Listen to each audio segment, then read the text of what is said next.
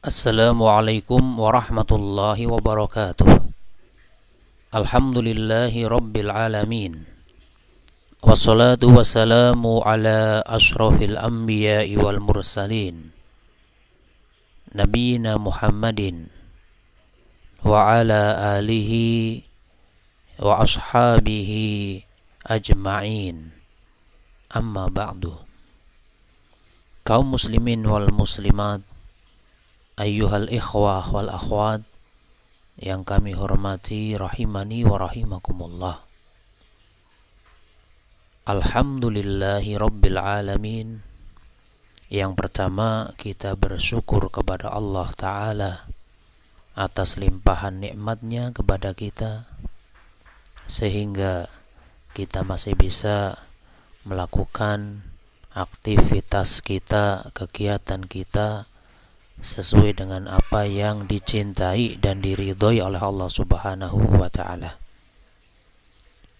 Kemudian sholawat serta salam semoga senantiasa terlimpah kepada Nabi akhir zaman, Nabi yang terakhir, yang tidak ada Nabi lagi setelah beliau, yaitu Nabi Muhammad sallallahu alaihi wasallam beserta keluarganya, para sahabatnya seluruhnya. Kaum muslimin wal muslimat, ayyuhal ikhwah wal akhwat yang kami hormati rahimani wa rahimakumullah. Pada kesempatan kali ini kita akan mengawali pembelajaran kita, yaitu pembahasan kitab Syarah Al-Ajurrumiyah yang ditulis oleh Asy-Syaikh Muhammad bin Shalih Al-Utsaimin rahimahullah. Pada kesempatan kali ini kita memasuki pertemuan yang pertama, yaitu tentang Muqaddimatus Syarihi rahimahullah, yaitu berkaitan dengan pendahuluan yang disampaikan oleh pensyarah. Dalam hal ini adalah Asy-Syaikh Muhammad bin Shalih Al-Utsaimin rahimahullah. Kita akan lihat dan juga kita ambil faidah-faidah yang disampaikan oleh beliau di dalam muqaddimahnya ini. Bismillahirrahmanirrahim. Kita bacakan Muqaddimatus Syarih rahimahullah. Bismillahirrahmanirrahim. Walhamdulillahi rabbil alamin. Wassalatu wassalamu ala nabiyyina Muhammadin wa ala alihi wa ashabihi ajma'in, amma ba'du. Segala puji bagi Allah Rabb semesta alam. Salawat serta salam semoga senantiasa terlimpah kepada Nabi kita, yaitu Nabi Muhammad sallallahu alaihi wasallam beserta keluarganya, sahabatnya seluruhnya. Kemudian setelah itu Asy-Syaikh menjelaskan kepada kita, ya, di antara tentang pentingnya dan tentang begitu bernilainya ilmu nahwu. Beliau mengatakan, fa inna ilman nahwi ilmun syarifun, ilmu wasilatin yatawassalu biha ila syai'aini hammaini. Sesungguhnya ilmu nahwu adalah ilmu yang mulia. Dia merupakan ilmu sarana. Dia sebagai ilmu alat.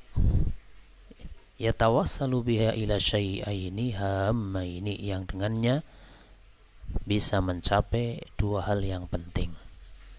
Ya, maka di sini Asy-Syaikh rahimahullah menjelaskan kepada kita setidaknya ada dua perkara penting, atau di antara dua faidah tentang pentingnya kita belajar ilmu nahwu tersebut. Kita lihat satu persatu. Asy-Syaikh mengatakan, asy-syai'ul awwalu fahmu kitabillahi wa sunnati rasulihi sallallahu alaihi wasallam, fa inna katsiran min kalamihima aw fa inna fahma katsirin minhuma yatawaqqafu ala ma'rifatin nahwi. Yang pertama, ya, di antara pentingnya kita belajar nahwu menurut beliau adalah untuk memahami kitabullah. Pertama adalah memahami kitabullah, yaitu Al-Quranul Karim, dan sunnah Rasulnya Sallallahu Alaihi Wasallam.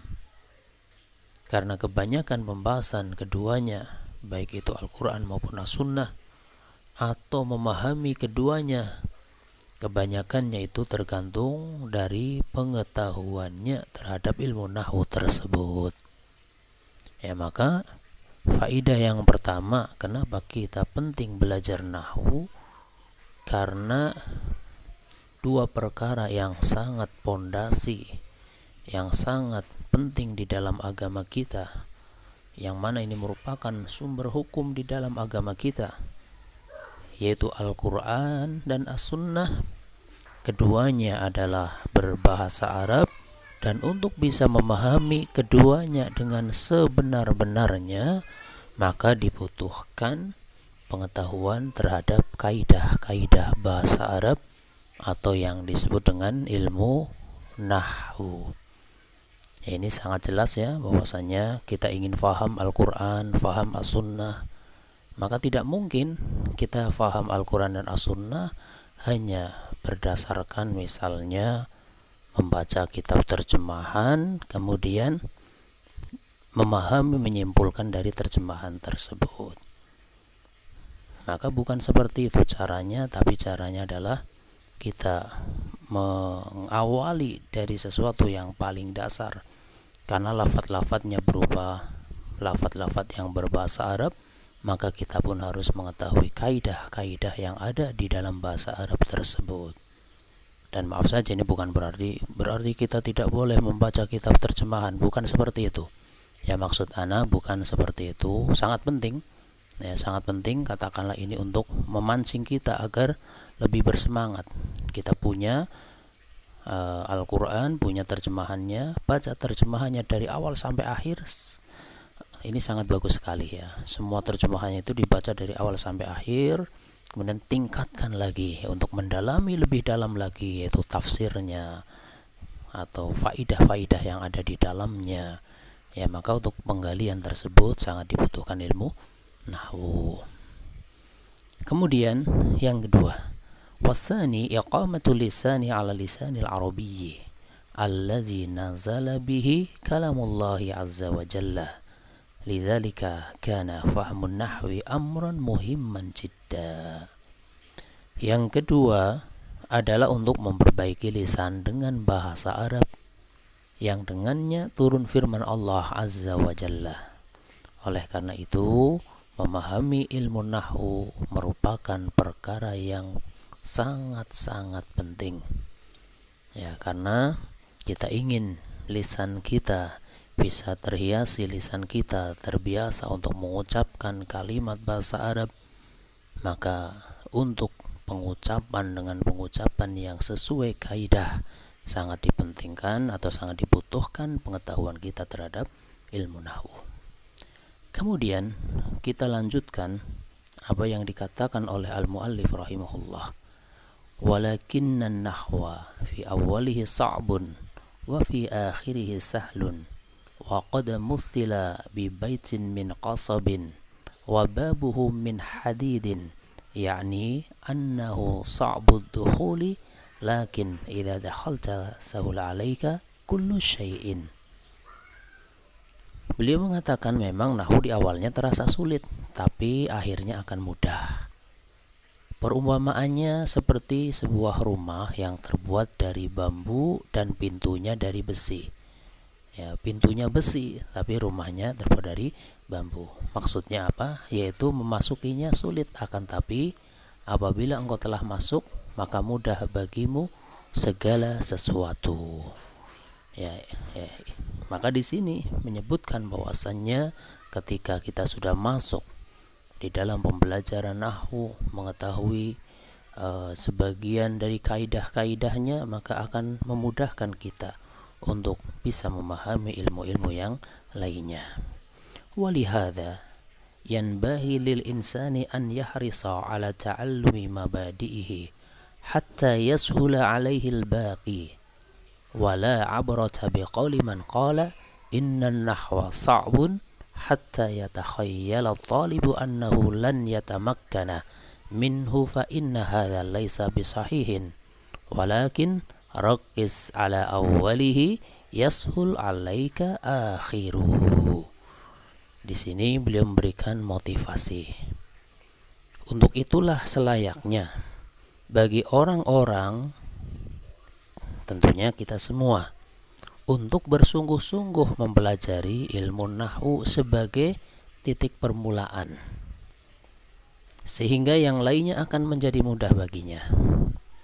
Dan juga dia tidak bersedih hati. Ya, kita tadi di sini kita baca dengan wala abrata, kita niatkan maknanya orang yang dia sudah mengawali belajarnya dari nahwu, maka dia tidak merasa bersedih ya ketika ada yang mengatakan innan nahwa sa'bun gitu ya. Sesungguhnya nahwu itu sulit gitu.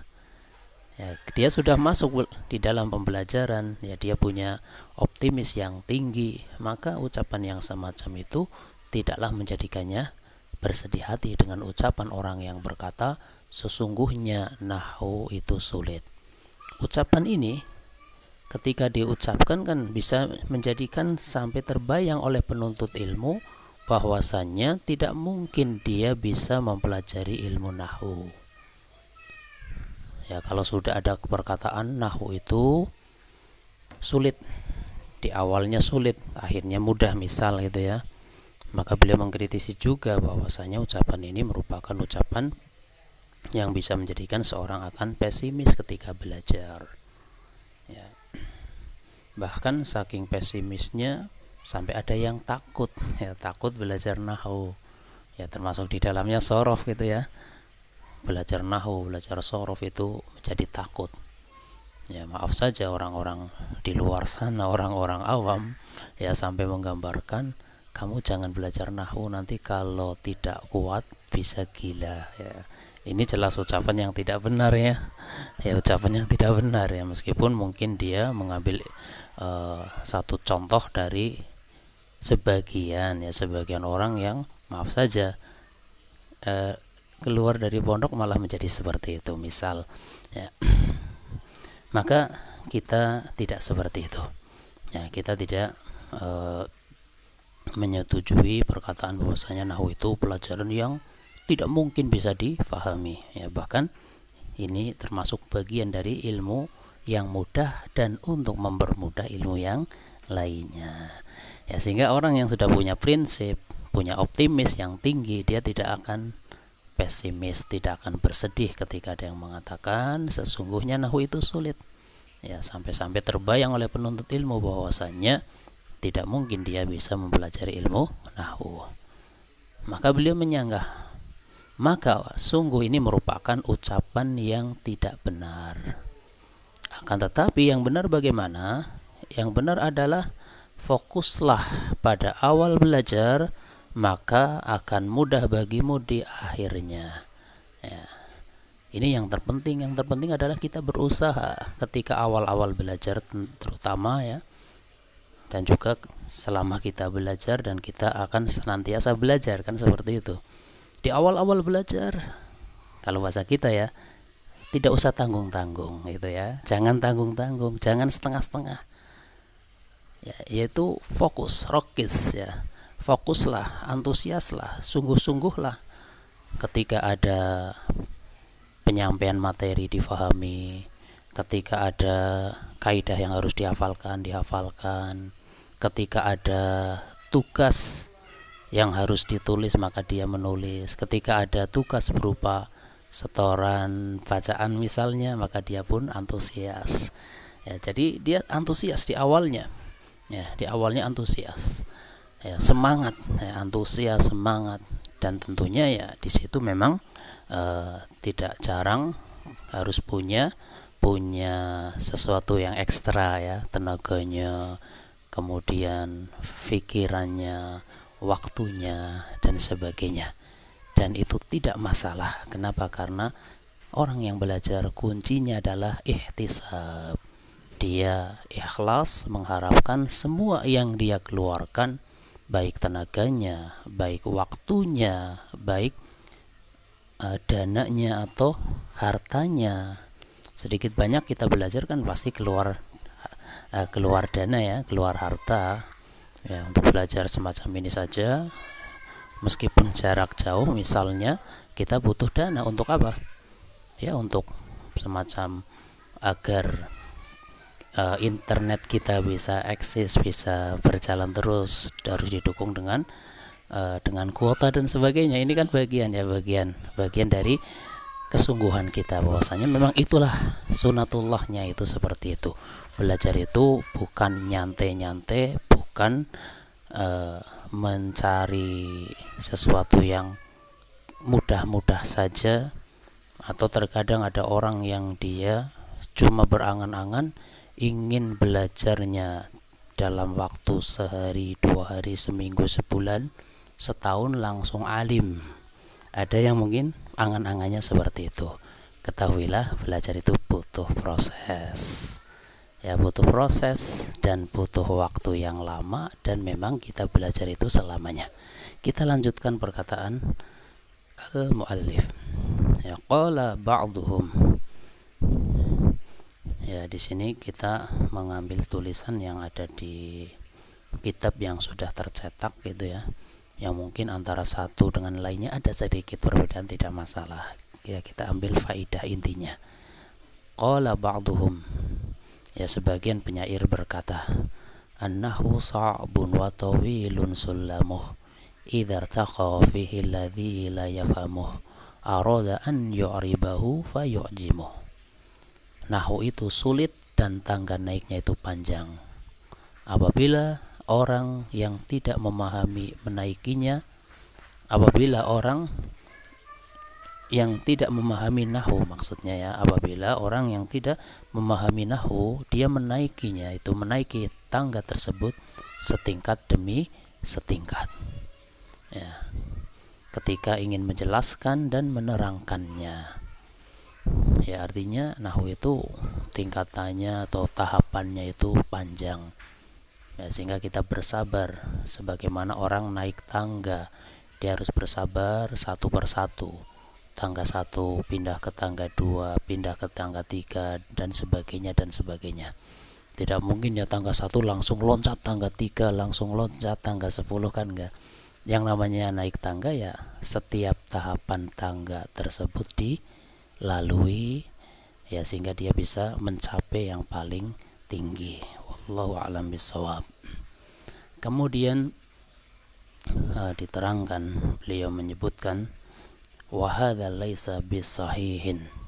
Ya, ketika tadi dikatakan di atas nahwu itu sulit dan sebagainya, maka beliau mengatakan wa hadza laisa bisahihin.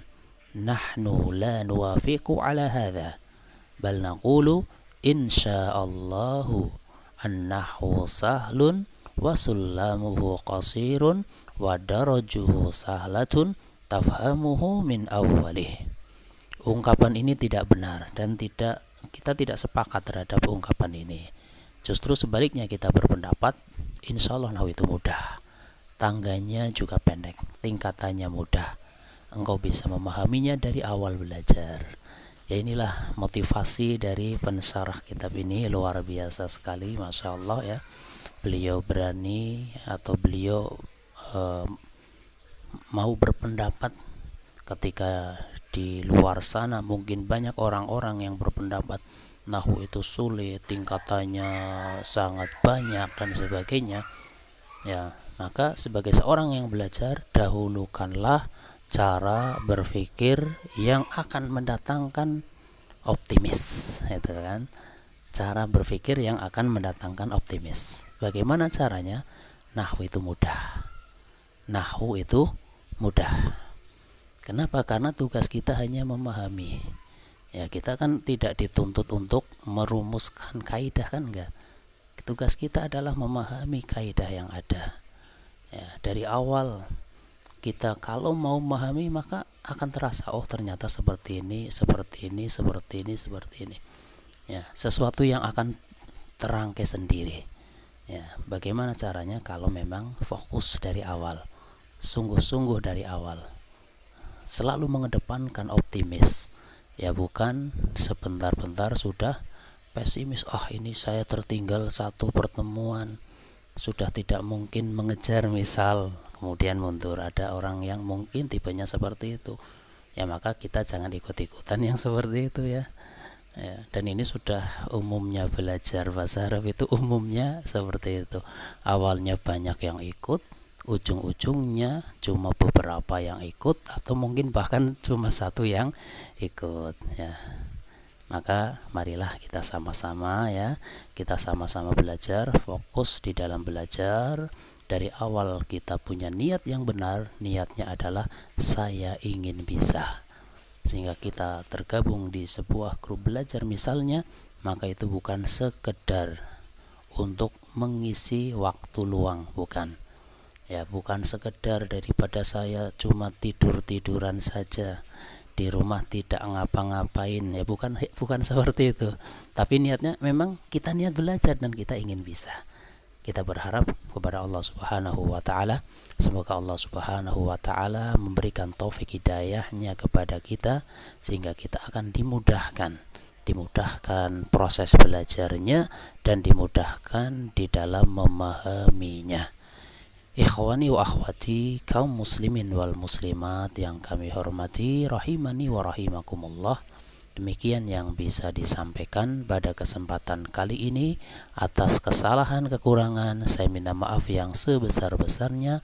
Wallahu a'lamu bissawab. Subhanakallahumma wa bihamdika asyhadu an la ilaha illa anta astaghfiruka wa atubu ilaik.